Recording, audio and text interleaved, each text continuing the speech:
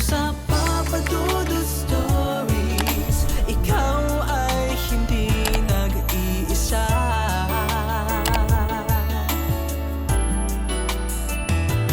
Dito sa Papa Dudut Stories, may nagmamahal sa'yo.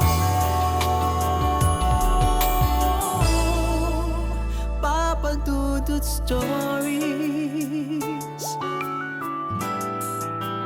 Papa Dudut Papa Dudut. Sa lahat po ng mga nakatutok ngayon, huwag pong kalimutan mag-like, mag-share at mag-subscribe. Maraming salamat po sa inyong lahat.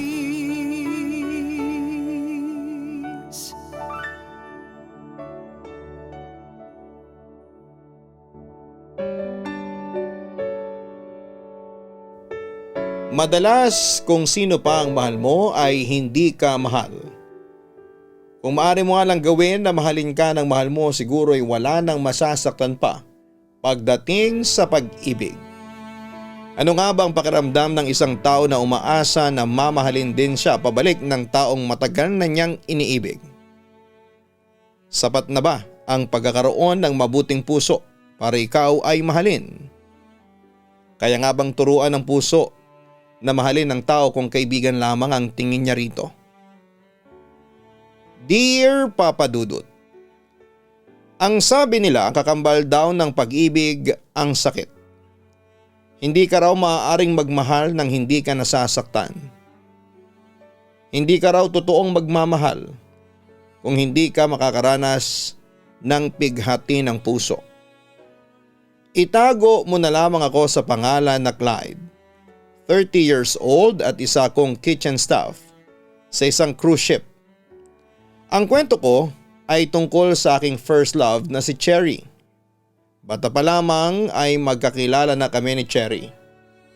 Lumaki kami sa isang lugar at magkapitbahay pa. Magkaibigan din ang pamilya namin. Yung tipong nagbibigayan ng ulam kung may nilutong masarap. Sakto lamang ang buhay na meron kami, Papa Dudut. Hindi mayaman, hindi rin mahirap. Tatlo kaming magkakapatid at puro kami lalaki. Habang sina Cherry ay dalawa lang sila ng kuya niya. Noon pa man ay magkalaro na kami ni Cherry. Kung minsan nga ay ayos lang. Kahit kaming dalawa lamang at wala ng ibang kasaling bata. Dahil sa same age kami, ay sabay din kaming nag-aaral. Palagi kaming naging magkaklase noong elementary. Noong high school ay ganon din. Noong mga bata pa kami ay hindi ko napapansin ang ganda ni Cherry. Pero nang tumungtong kami sa high school at nasaksihan ko kung gaano karaming lalaki ang umaaligid at nagpapapansin sa kanya ay unti-unti ko nang nakita ang ganda niya, Papa Dudut. Hanggang sa isa na ako sa mga lalaking humahanga sa kanya. Simple lang kasi ang ganda ni Cherry.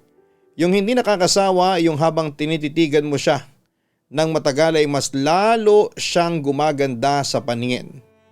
Dagdag pa ang pagiging masayahin niya. Mas lalo siyang gumaganda kapag ngumingiti siya. Hindi ko sinasabi kay Cherry na may crush na ako sa kanya, Papa Dudut. Nahihiya ako. Baka kasi magalit o pagtawanan niya ako kasi magkaibigan kaming dalawa. Kaya sa tuwing may nagbibigay sa kanya ng love letter at ipinababasa niya sa akin ay lihim akong nagsiselos. Palaging sinasabi sa akin ni Cherry na wala siyang balak na magkaroon ng boyfriend habang nag-aaral pa siya at natuwa ako. Ibig sabihin ay wala akong dapat na ikatakot na magkakaroon ako ng kaagaw sa puso niya. Doon pa man ay hilig ko ng pagluluto. Kapag nagluluto ang tatay ko na mas magaling magluto kesa sa nanay ko ay palagi ko siyang pinapanood. Kaya after kong mag-high school ay kumuha ko ng culinary course kung saan ay nakakuha ko ng bachelor's degree. Habang si Cherry ay nursing naman.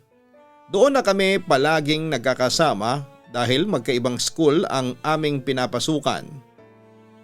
Nalungkot ako, pero yun kasi ang realidad hanggang sa nasanay na ako. Kapag wala namang kaming pasok ay nakakapagkita pa rin kami. Minsan ay pinupuntahan ko siya sa bahay nila. At kung minsan ay si Cherry naman ang nagpupunta sa amin. Lumalabas din kami kapag may free time, Papa Dudut. Nagpupunta kami sa mall, kumakain sa labas o kaya ay simpleng nagkwekwentuhan lang tungkol sa mga nangyayari sa buhay namin. Siguro may girlfriend ka na, Clyde.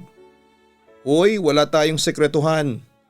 Baka nakakalimutan mo, tura ni Cherry nang minsan kami nagkwekwentuhan sa labas ng bahay.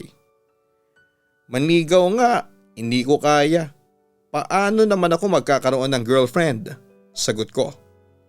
Bakit kasi ayaw mo manligaw? Hindi ka naman pangit. Gumagwapo ka nga ngayon eh. Mabait ka naman, ang sabi pa ni Cherry. Ako gwapo. Huwag kang magbiro, natatawa kong sambit. Mahina lang ang self-confidence mo, aniya. Ikaw ba may boyfriend ka na siguro? Hindi mo lang sinasabi.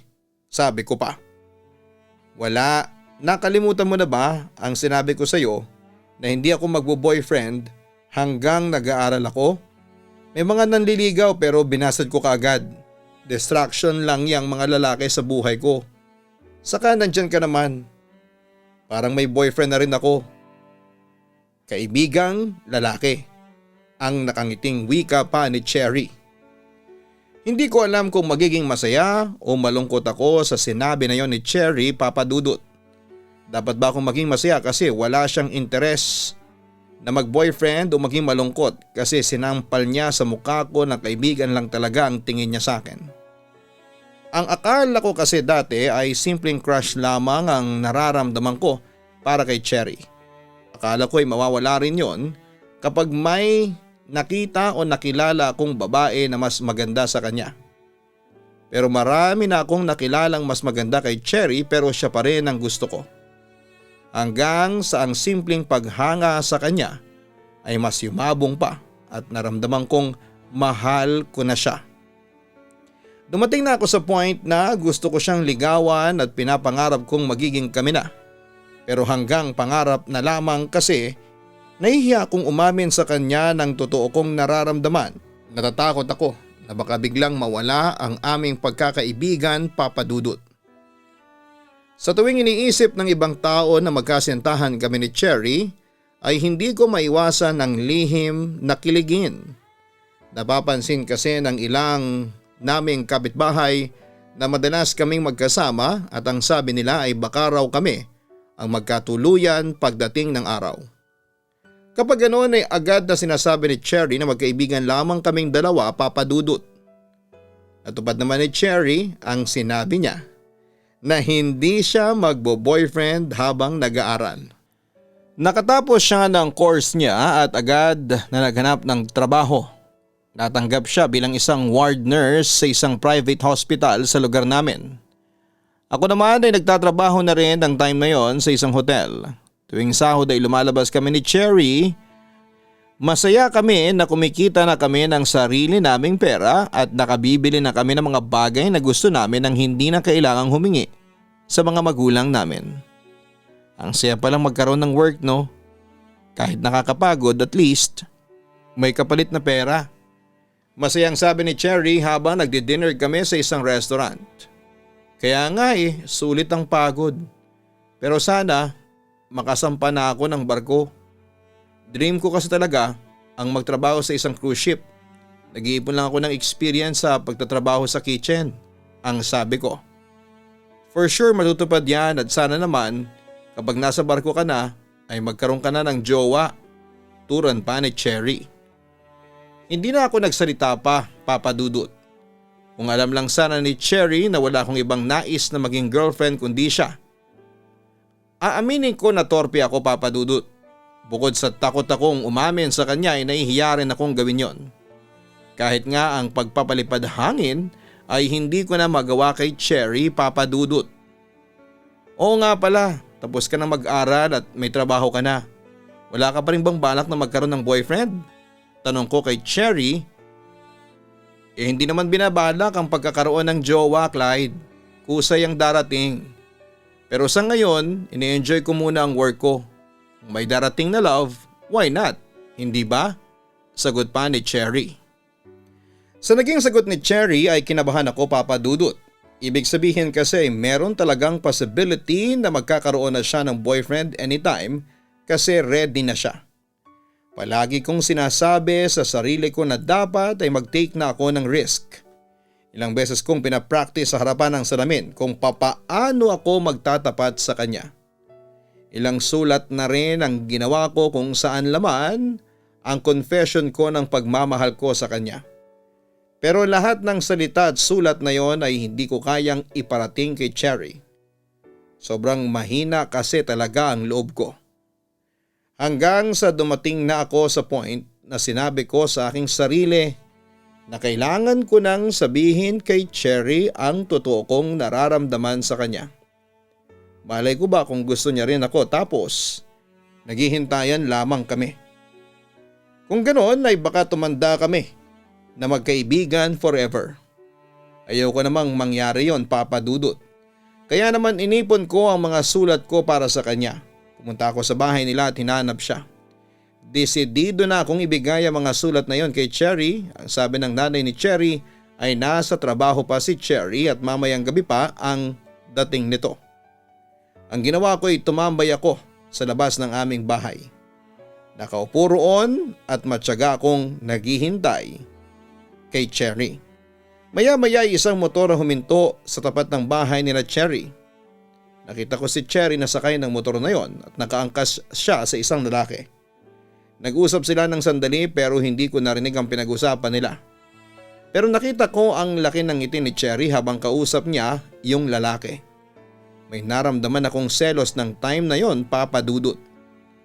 Nang umalis na ang lalaki at papasok na si Cherry sa bahay nila ay tumayo na ako para pumasok sa aming bahay. Pero bigla akong nakita ni Cherry. Clyde, nandiyan ka pala, anong ginagawa mo dyan sa labas? Nakangiti niyang tanong. Wala, nagpapahangin lang. Papasok na rin ako, ang sabi ko. Ganun ba? Akala ko inihintay mong dumaan ang crush mo. Pagbibirong wika pa ni Cherry. Gusto ko sanang tanungin sa kanya kung sino yung naghatid sa kanya na lalaki, pero hindi ko na tinuloy pa. Baka kasi masaktan lamang ako kapag sinabi niya na boyfriend niya yon. Hindi ko na rin tinuloy pa ang pagbibigay ng mga sulat ko kay Cherry. Kung boyfriend na kasi yon ni Cherry ay wala nang silbi kung malalaman niya na mahal ko siya nang higit pa sa isang kaibigan. Walang nakakaalam na nasasaktan ako ng panahon na yon kahit pa ang aking pamilya. Magdamag ako nag-iisip ng tungkol sa amin ni Cherry. Napansin ko rin noon na halos araw-arawin na inihahatid si Cherry ng lalaking nakamotor. Kaya naisip ko na may something talaga sa kanilang dalawa. May mga pagkakataon din na kapag alam kong walang pasok si Cherry at inaaya ko siyang lumabas ay tumatanggi na siya. May lakad na raw siya pero hindi naman niya sinasabi sa akin kung saan at sino ang kasama niya. Hindi na rin ako nag-uusisa pa kasi alam ko sa sarili ko na wala akong karapatan na gawin yon, Papa Dudut. Ano ba ako ni Cherry? Kaibigan lang naman niya ako, Papa Dudut. Sobrang nabother at naku-curious na ako kung sino ba talaga ang lalaki na palagi naghahatid kay Cherry. Nagkaroon na ako ng hinala na baka boyfriend na niya yon. Tapos ay hindi lang sinasabi sa akin ni Cherry. Kaya nang lumabas kami ni Cherry ay nilakasan ko na ang loob ko na magtanong sa kanya. Napapansin ko na palagi may naghahatid sa iyo sa bahay ninyo. May hindi ka ba sinasabi sa akin? Akala ko ba ay best friend tayo at walang secrets? Medyo pabiro ang pagtatanong ko. Kawork ko yun. Nurse din siya kagaya ko, si Marco.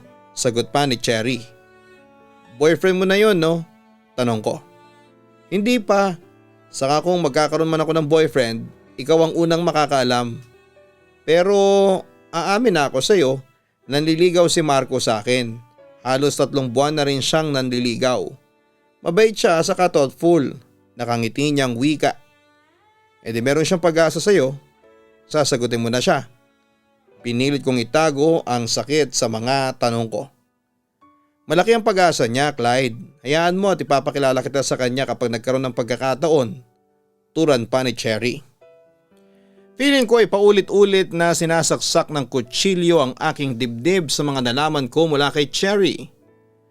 Kung ganoon ay gusto na niya si Marco at talagang wala na akong pag-asa sa kanya. Mas lalo tuloy akong pinanghinaan ng loob.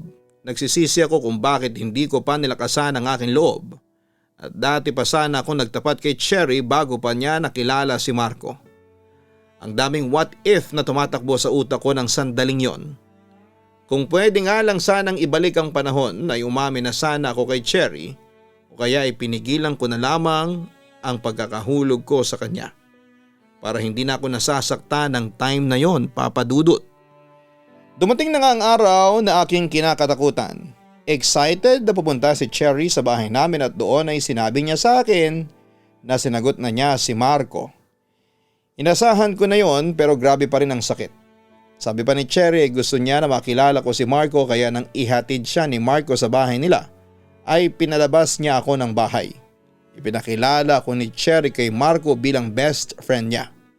Noon pa man pala ay naikakwento na ako ni Cherry sa boyfriend niya kaya kahit pa paano ay may ideya na si Marco kung sino ako.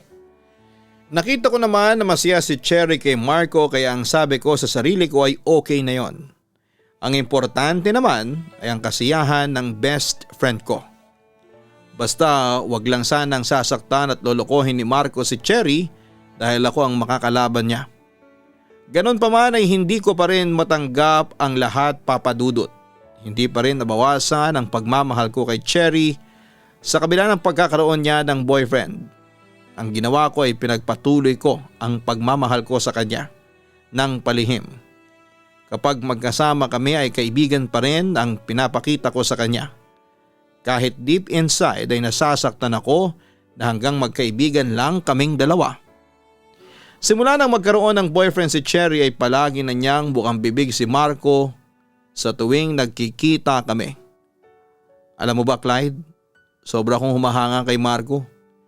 Biruin mo, pinag-aral niya ang sarili niya at independent siya. Grabe, bihira na ang ganong lalaki sa ngayon. Yung iba kasi kapag wala nang kakayahan na mag-aral ay tumatambay na lang, sabi pa ni Cherry. Cherry, pwede bang ibang topic na lang ang pag-usapan natin? Napapansin ko kasi na siya na lang ang palagi nating topic tuwing nagkikita tayo. Hindi ko na napigilan na sabihin yon. Sorry, bakit? Nauumay ka na ba sa mga kwento ko tungkol kay Marco? Tanong pa ni Cherry. Hindi naman sa ganun. Siya kasi ang palagi nating pinag-uusapan. Alam ko naman na perfect boyfriend siya para sa'yo. Malamig kong sabi. Nagsiselos ka ba? Uy, nagsiselos siya. Tukso niya. Hindi ah. Bakit naman ako magsiselos kay Marco? Kinakabahan kong tanong. Baka kasi nakakalata na si Cherry na may gusto ako sa kanya. Kasi meron ka ng kaagaw sa oras ng best friend mo. Pero huwag kang mag-alala kasi kahit may boyfriend na ako, ay hindi ko naman kakalimutan na meron akong best friend. Bago ko siya nakilala. Ang sabi pa ni Cherry. Best friend na naman. Alam ko na walang masama sa pagiging best friend. Pero kung mahal mo, ang kaibigan mo ay masakit yon, Papa Dudut. Dahil na rin sa nagkaroon na ng boyfriend si Cherry ay pinilit kong ibaling sa iba ang aking atensyon. Sinubukan ko makipag-chat online at makipagkaibigan sa mga katrabaho kong babae. Pero lahat ng yon ay walang nagawa para mawala ang nararamdaman ko para kay Cherry. Siya pa rin kasi talaga. Wala nang iba. Kaya ang ginawa ko na lamang ay hinayaan ko ang nararamdaman ko para kay Cherry. At umasa ako na isang araw ay magigising na lamang ako na wala na yon. Dumating ang time na napansin ko na hindi na nakikipag-usap si Cherry sa akin. Kapag nagkataon na nakikita ko siya sa labas ay ngumingiti lang siya o kaya ay kukumustahin ako. Wala na yung lalabas kaming dalawa tapos magkwekwentuhan sa mga nangyayari sa buhay namin. Naramdaman ko na unti-unti nang lumalayo si Cherry sa akin, Papa Dudut. Kumbaga'y bigla siyang naging cold sa akin at hindi ko alam kung bakit at ano ang dahilan. Wala naman akong natatandaan na nagawa kong mali sa kanya o masamang nasabi.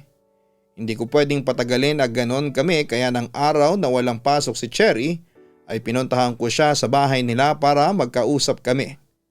Doon ay itinanong ko na sa kanya ang gumugulo sa isipan ko. Ikaw ha, nagbago ka na. Nagkaroon ka lang ng boyfriend na walang ka na ng time sa best friend mo. Ang nagtatampo kong sabi kay Cherry. Busy lang sa work, sobrang toxic aniya. Magdadalawang buwan na kaya na hindi tayo lumalabas, may problema ba? Tanong ko. Sa pagkakataon na yon ay sinabi na ni Cherry ang totoong dahilan. Kinausap pala siya ni Marco at sinabi nito na hindi magandang tingnan na meron siyang lalaking kaibigan habang meron siyang boyfriend. Sinabihan siya ni Marco na huwag maging masyadong close sa akin at ang masakit ay sinunod yon ni Cherry. Sorry talaga, Clyde. Ayoko lang kasi na magalit si Marco sa akin. Alam ko na wala namang mali siyang friendship natin pero iba kasi ang paniniwala niya sa pagiging magkaibigan ng isang lalaki at babae. Naunawaan ko rin naman siya sa part na yon. Ayoko nasasaktan si Marco, paliwanag pa ni Cherry. Hindi mo kailangan na mag-sorry. Kung ako rin naman si Marco, ay ganun din ang iisipin ko. Mas maganda nga lang na sinabi mo kasi naiintindihan ko na kung bakit bigla ka nagbago, ang sabi ko. Basta best friend pa rin naman tayo. Yun nga lang, babawasan na natin ang time natin na magkasama tayo, ang sabi pa ni Cherry. Naiintindihan ko, huwag kang mag-alala, hindi ako galit. Gusto ko lang talagang malaman ang reason sa biglang pagbabago ng pakikitungo mo sa akin. Tama ka, magkaibigan pa rin tayo forever, nakangiti kong sabi. Ang swerte ko talaga kasi nagkaroon ako ng best friend na kagaya mo, Clyde. Sobrang understanding mo. Sorry kung ngayon ko lang nasabi sa iyo ang mga sinabi ni Marco sa akin. Natakot kasi ako na baka masaktan ka o magalit, sabi pa ni Cherry. Bakit naman ako magagalit? To be honest, masaya ako para sa iyo kasi masaya ka sa love life mo, sambit ko. Kung makikita lang sana ni Cherry ang sakit sa likod ng mga ngiti ko, papadudot. Kung pwede ko nga lang sanang sabihin na masakit sa akin na hindi na kami palaging magkakasama. Malinaw din kasi na kayang-kaya niya akong bitawan kung sasabihin yon sa kanya ni Marco. Masakit na mas kaya niyang piliin si Marco over me na nakasama at kaibigan niya simula pa pagkabata. Mahirap para sa akin na hindi na kami kagaya ng dati ni Cherry dahil sa meron na siyang boyfriend. Nawala na yung every week ay lumalabas kami kumakain sa kung saan o kaya ay simpleng nagkukwentuhan lang. Kumustahan na lang sa text or chat pagkatapos ay wala na. Iniisip ko ng time na yon kung namimiss rin kaya ako ni Cherry, kagaya ng pagkamiss ko sa kanya. Naisip niya rin kaya ako everyday kagaya ng pag-iisip ko sa kanya araw-araw. Sa tuwing nakikita ko ang mga bagong upload na pictures ni Cherry sa social media, kasama ni Marco ay hindi ko maiwasan na magselos at mainggit. Siguro kung umamin lang sana ako sa kanya noon, ay ako ang siguro'y nasa pwesto ni Marco. Ako sana ang kasama niyang mag-date at mag-celebrate ng kanilang monthsary. Ang laki talaga ng panghihinayang ko, Papa Dudut. Pakiramdam ko ay wala talaga akong pag-asa kay Cherry dahil nakita ko kung gaano siya kasaya kay Marco sa ngayon. Sinubukan ko pa rin na makipag-date sa ibang babae pero hindi ako nagtatagumpay. Naalisin ang nararamdaman ko para kay Cherry. Ang nangyayari lang ay naikukumpara ko lamang ang ilang babae na nakakadate ko sa aking best friend. Doon ko rin nalaman na hindi naman pala talaga ako torpe. Kay Cherry lang ako ganon dahil siguro sa totoo ko siyang mahal. Hanggang sa itinigil ko na ang pagpilit na mawala ang love ko para kay Cherry. Itinigil ko na ang paggamit ng ibang babae para lang makapag-move on. Naisip ko na maling paraan yon at mas maganda na i-feel ko ang pain hanggang sa mawala na yon ng tuluyan. Ngunit paano nga ba ako makaka-move on kay Cherry kung ayaw ng aking puso, Papa Dudut? Paano yun mangyayari? Kung araw-araw akong nakikita sa social media ang sweet pictures nila ni Marco. Minsan nga ay gusto ko na lamang i-block si Cherry sa social media pero hindi ko naman yon pwedeng gawin kasi magtataka ang best friend ko. Hindi ko rin kasi alam sa sarili ko kung bakit mas gusto kong tinotorture ang sarili ko. At sige pa rin ako sa pag-check ng social media account ni Cherry para malaman kung meron ba silang bagong picture ni Marco o kung saan sila nagpunta para mag-date. May mga pagkakataon din na hinihiling ko na sana ay mag-break din sila ni Marco At kapag nangyari yon ay hindi na talaga ako magdadalawang isip na umamin kay Cherry. Napansin na rin ng pamilya ko na hindi na kami masyadong nagkikita at nag-uusap pa ni Cherry. Isang araw habang nanonood ako ng TV kasama ang nanay ko ay tinanong niya ako tungkol sa bagay na yon. "Mag-away ba kayo ni Cherry?" tanong ni nanay sa akin. "Hindi po, bakit yun naman po yan naisip?" tanong ko rin. "Hindi ko na kasi kayo nakikitang nag-uusap na magkaibigan. Hindi ka na nagpupunta sa kanila at ganun din si Cherry dito," turan pa ni nanay. "Busy lang po kasi kami sa kanya-kanya naming trabaho, saka may boyfriend na po si Cherry. Pinagbawalan siya ng boyfriend niya na makipagkita palagi sa akin," malungkot kong wika. Aba, grabe naman pala ang boyfriend na yun ni Cherry. Hindi ba niya alam na bago pa niya makilala si Cherry magkaibigan na kayong dalawa? Masyado naman siyang malisyoso, best friend lang naman kayo ni Cherry. Dapat maintindihan niya yon. May halong inis na wika pa ni nanay. "Hayaan niyo na lang po, bilang lalaki rin ako, kahit papaano ay naiintindihan ko ang boyfriend ni Cherry. Iniiwasan lang siguro niya na magselos at baka pagsimulan pa yun ang away nila," paliwanag ko. "Ewan ko Clyde, hindi ko gusto ang paraan ng pag-iisip ng boyfriend na yun ni Cherry," sambit pa ni mama. Sa totoo lang, kagaya ako ng opinyon ng nanay ko, Papa Dudut. Hindi ko maunawaan kay Marco kung bakit kailangan niyang pagbawalan si Cherry na makipag-usap sa akin gayong alam niya na best friend ako ni Cherry. Sabi naman siguro ni Cherry sa kanya na bata pa lamang ay magkaibigan na kaming dalawa. Ako kasi kung magkakaroon ako ng girlfriend na merong kaibigang lalaki, hindi ko papaiwasin, lalo na at wala naman akong nakikita na ginagawa nilang mali, Papa Dudut. Pero yun nga lang, hindi naman kasi ako si Marco. Magkaiba kami ng pag-iisip at paniniwala sa mga bagay-bagay. Isang araw ay nagulat ako nang pumunta sa bahay si Cherry. Ilang buwan na kasi kaming hindi nakikita at nagkaka-text ng time na yon, kaya talagang nagulat ako, Papa Dudut. Kahit nakangiti si Cherry, nakita ko na malungkot siya sa pamamagitan ng kanyang mga mata. Sa tagal ba naman naming magkaibigan ay imposibleng hindi ko alam kung totoo siyang masaya o hindi. Sinabi ni Cherry na baka pwede mag-usap kami sa kwarto ko para merong privacy. Biniro ko pa siya na baka magalit ang boyfriend niya kasi makikipag-usap siya sa akin, pero tinawanan lamang niya ako. Pagpasok namin sa kwarto ko ay nagulat ako nang biglang umiyak si Cherry. Nagtataka man ako ay hinayaan ko munang mailabas niya ang lahat ng luha niya. Yumaka pa siya sa akin at alam ko na naghahanap siya ng makakaramay. Nang tumahan na si Cherry ay doon ko na siya tinanong kung ano ang problema at gano'n na lamang ang pag-iyak niya. "Si Marco kasi, feeling ko ay may iba na siyang babae," sumbong pa ni Cherry. "Feeling lang? Hindi ka pa sure?" tanong ko. Umiling si Cherry. "Hindi pa, pero simula nung nagbakasyon siya sa Boracay last month, nang hindi ako kasama ay nagbago na siya. Hindi na siya sweet sa akin, tapos ang cold na niya kapag magka-text kami. Minsan na nga lang kaming magkita, tapos kapag nagkikita kami, halos hindi na niya ako kinakausap. Mas nakatutok pa siya sa cellphone niya kesa sa akin. Hindi ba sign na rin yun na may babayang isang lalaki?" himutok pa ni Cherry. "Aba malay ko, never pa naman kasi ako nagkaroon ng girlfriend. Kaya hindi ko alam ang gagawin ko kung sakali na magloloko ako sa girlfriend ko," sagot ko pa kay Cherry. Lahat na yata ng sama ng loob ni Cherry kay Marco ay sinabi niya sa akin ng araw na yon, Papa Dudut. Mahigit 1 oras kami nag-usap. Pagkakataon ko na sana yon para sabihin kay Cherry na hiwalayan na niya si Marco, pero nang tanungin ko siya kung mahal pa niya si Marco at sinabi niya na oo, ay naisip ko na si Marco pa rin ang kasiyahan ni Cherry.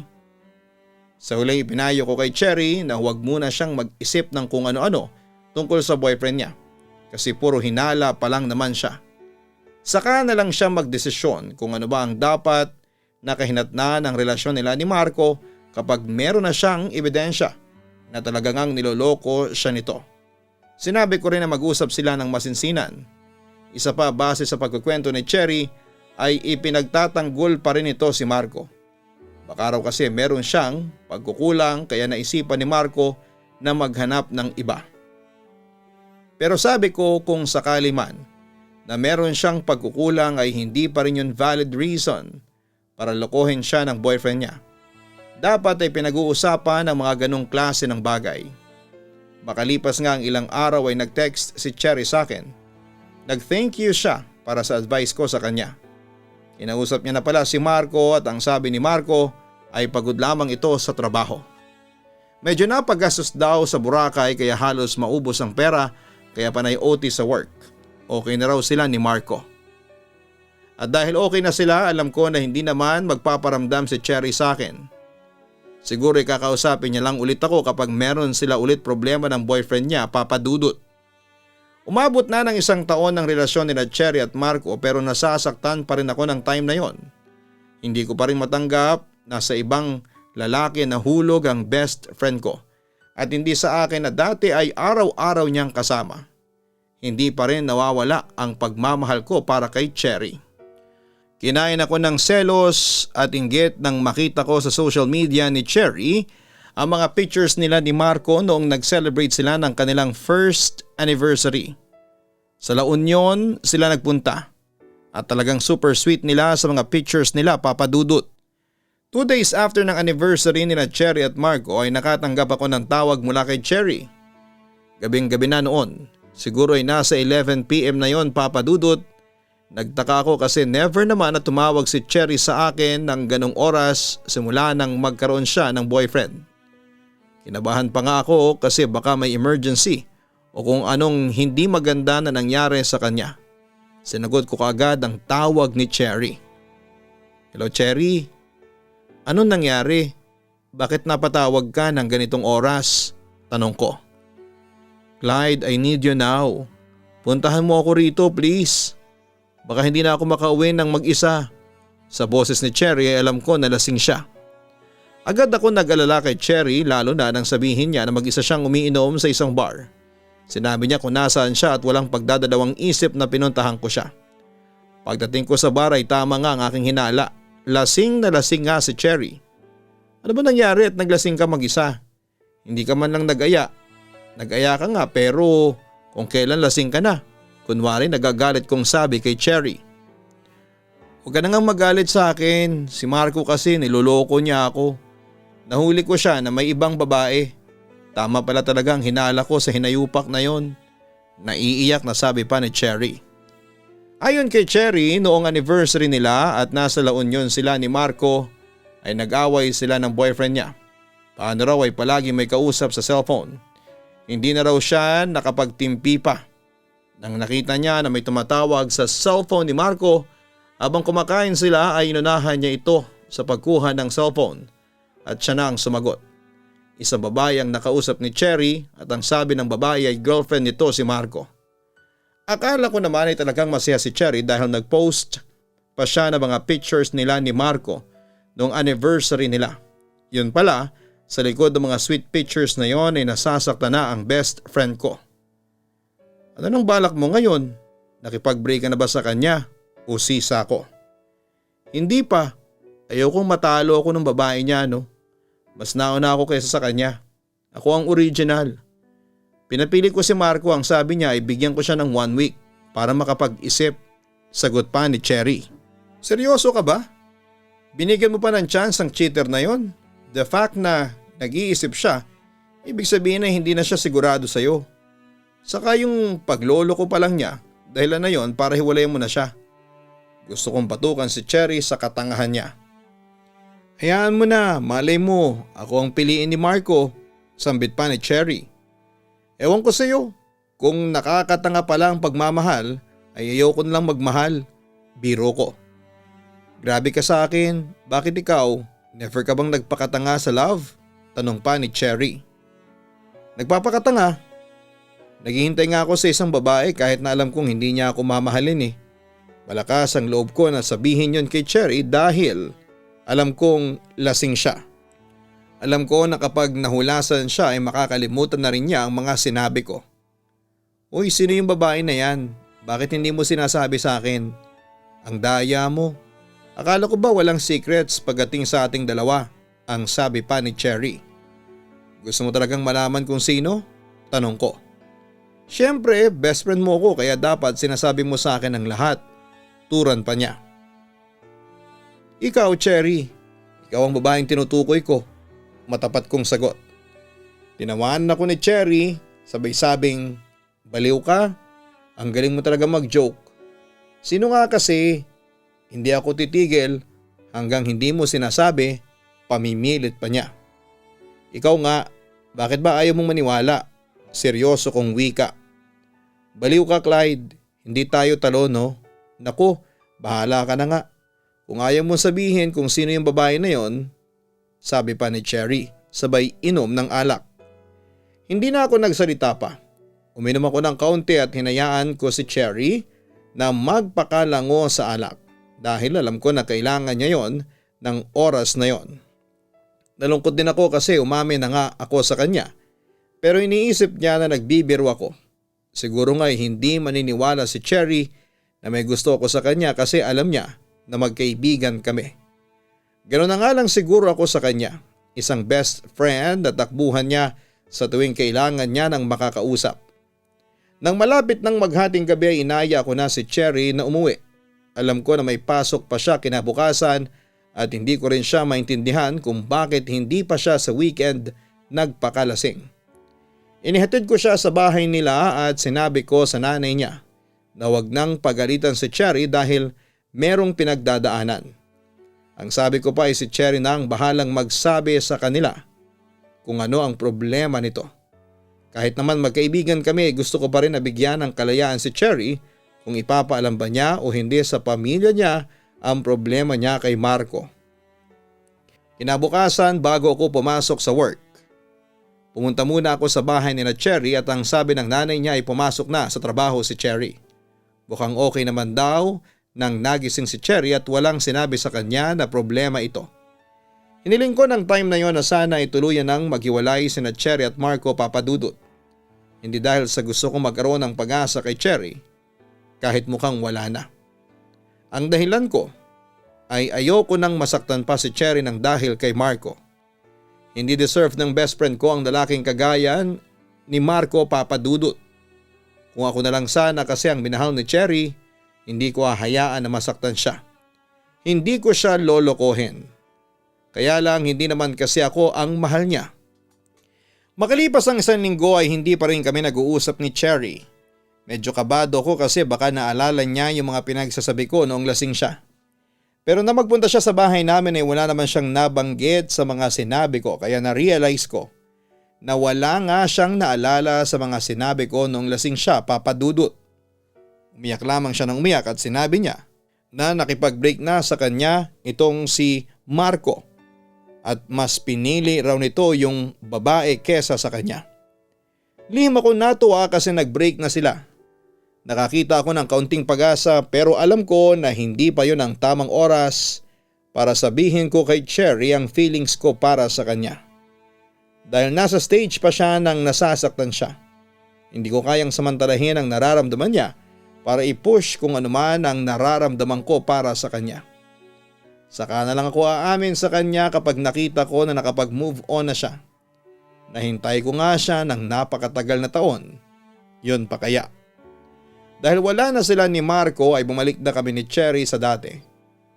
Kapag gusto niya ng kausap ay palagi akong available. Kapag gusto niyang umiyak ay nasa tabi niya ako para meron siyang karamay. Ipinakita ko kay Cherry na through ups and downs ay hindi ako mawawala kahit kaibigan lang ang turing niya sa akin. Isang taon pa ang lumipas, nakita ko na hindi nabuk ang bibig ni Cherry si Marco. Tinanong ko Papadudut kung nakapag-move on na siya kay Marco at ang sagot niya ay oo. Wala na raw siyang sakit na nararamdaman kahit pa nakikita niya si Marco sa ospital. Hindi na raw kagaya ng dati na nasasaktan siya kapag nakikita niya ang lalaking yon. Sinabi ko sa aking sarili na yun na ang tamang time na hinihintay ko para aminin kay Cherry ang nararamdaman ko para sa kanya. Ngunit parang hindi talaga kampi sa akin ang tadhana dahil kung kailan nagkaroon ako ng lakas ng loob ay saka naman nagkaroon ulit ng boyfriend si Cherry. Si Ian. Malaki ang pagkakaiba ni Ian kay Marco. Papadudut. Hindi niya pinagbawalan si Cherry na makipagkita o makipag-usap sa akin. Kung minsan pa nga ay inaaya ako ni Ian na uminom sa labas. Naging magkaibigan na rin tuloy kami ni Ian at nakita ko rin na matino siya kumpara kay Marco. Masakit na sa pangalawang pagkakataon ay hindi ko na naman nasabi kay Cherry na mahal ko siya. Dahil sa nagkaroon siya ng boyfriend, Papa Dudut. Hanggang sa isang araw ay umamin si Cherry sa akin na buntis siya. Natatakot daw siyang magsabi sa parents niya kasi baka magalit ang mga ito. Doon ako tuluyang sumuko, Papa Dudut. Kailangan ko lang tanggapin na hindi talaga si Cherry ang para sa akin. Tinulungan ko sina Cherry at Ian na sabihin sa mga magulang ni Cherry na buntis ito. Handa naman siyang panagutan ni Ian at pakasalan. Hindi naman nagalit ang parents ni Cherry. Umiyak lang ang nanay ni Cherry at naintindihan namin yon, Papa Dudut. Bago pa tuluyang lumaki ang tiyan ni Cherry ay nagpakasal na sila ni Ian. Siyempre ako ang best man. Habang naglalakad si Cherry papunta kay Ian sa simbahan ay hindi ko napigilan ang sarili ko na umiyak. Inakala ng lahat na luha yon ng kasiyahan. Pero hindi nila alam na luha yon ng kabiguan. Kabiguan sa pag-ibig dahil kailangan ko na talagang tanggapin na hanggang kaibigan lang ako para kay Cherry. Ngayon ay nanganak na si Cherry, Papa Dudut, saksi ako kung gaano siya kamahal ni Ian at yun na lang ang ginawa kong pampalubag loob. Na napunta sa tamang lalaki ang kaibigan ko at sana habang buhay silang maging masaya at malagpasan nila ang lahat ng pagsubok na kanilang kaharapin. Wala na rin akong balak na aminin pa kay Cherry ang totoo kong feelings para sa kanya. Para saan pa, hindi ba? Huli na ang lahat. Ang gusto ko na lang mangyari ay ang mawala na ng tuluyan ang nararamdaman ko sa aking best friend. Sa ngayon ay magfo-focus muna ako sa aking sarili at naniniwala ako na may inilaan na babae ang Diyos para sa akin. Nagmamahal, Clyde. Tunay na mahirap mahulog sa isang kaibigan. May risk na mawala ang iniingatan ninyong pagkakaibigan sa sandali na aminin mo sa kanya ang iyong nararamdaman. Pero maaari rin na maging pabor sa iyo ito, ang resulta ng iyong gagawin na pag-amin. Ngunit hindi mo malalaman ang resulta kung hindi ka magte-take ng risk. Habang buhay kang mabubuhay sa napakaraming what if. Isang katapangan ang umamin ka sa taong mahal mo. Ngunit isa ring katapangan ang pagtanggap sa iyong pagkatalo. Kung alam mo na wala na talagang pag-asa, mas makakabuti na sumuko ka na lamang. Isa pa ang pagkakaibigan ay isang napakagandang biyaya mula sa ating Diyos. Bihira na ngayon ang makatagpo ng isang tunay na kaibigan. At kapag natanggap mo na, ang lahat ay unti-unting ipapakita sa iyo ng tadhana kung bakit hindi kayo nagkatuluyan ng taong mahal mo. Makikita mo ang dahilan pagdating ng tamang panahon. Huwag kalimutan na mag-like, mag-share at mag-subscribe. Hanapin po ang Kaistorya YouTube channel at ang Papa Dudut Family YouTube channel. Maraming salamat po.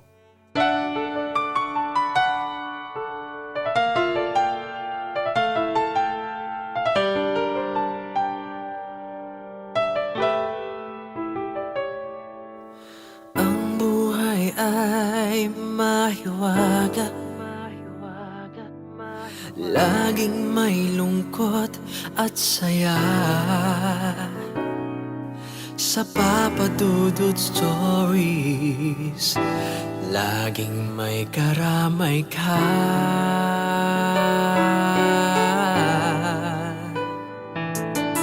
Mga problemang kay bigat,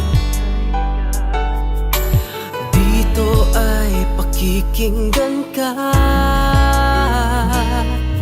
Sa Papa Dudut Stories, kami ay iyong kasama.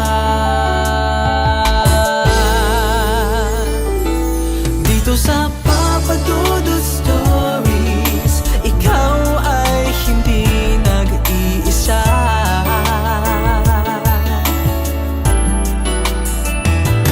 Dito sa Papa Dudut Stories, may nagmamahal sa'yo.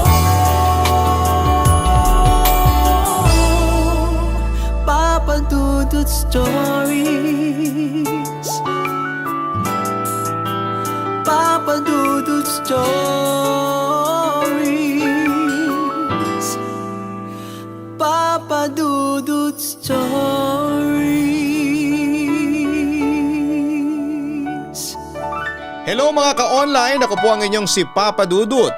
Huwag kalimutan na mag-like, mag-share at mag-subscribe. Pindutin ang notification bell para mas maraming video ang mapanood ninyo. Maraming salamat po sa inyong walang sawang pagtitiwala.